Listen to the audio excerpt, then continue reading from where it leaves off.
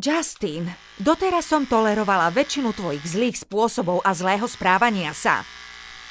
Napríklad v lani v lete, keď mama a otec odišli z domu, si zorganizoval obrovskú oslavu pre viac ako 50 tvojich bláznivých kamarátov a ja som rodičom nič nepovedala. Keď si na červeno zafarbil perie môjho milovaného kanárika ako znak podpory tvojho obľúbeného futbalového tímu, ani vtedy som nič nepovedala. Ale úprimne, dnes už stačilo. Situácia je naozaj vážna. Už viacej nemôžem mlčať. Je to otázka života a smrti.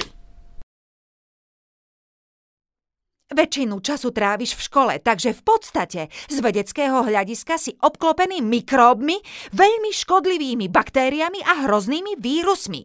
Keď sa vrátiš domov, dovoľ mi pripomenúť ti, že nie si sám. Takisto tu žije aj tvoja malá sestra, ktorá nemá ešte ani 6 mesiacov. A ty si ešte stále nebol preočkovaný proti čiernemu kašľu.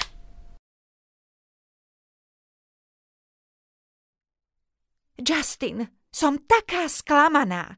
Naozaj ti nerozumiem. Úprimne, v tomto ťa nemôžem kryť. Nie tentokrát.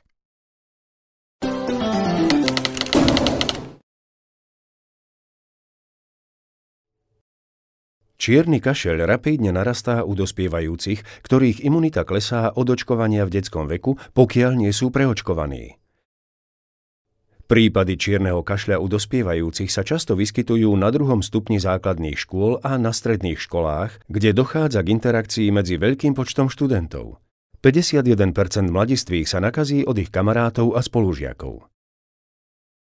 Závažnosť ochorenia kladie na dospievajúcich veľkú záťaž, vrátane dlhej doby zotavenia a rizika komplikácií.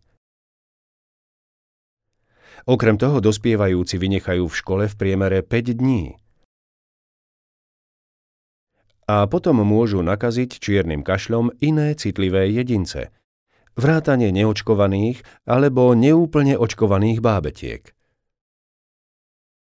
Preukázalo sa, že očkovanie mladistvých proti čiernemu kašľu znižuje výskyt ochorenia u mladistvých, ako aj u mladších detí, vrátane bábetiek.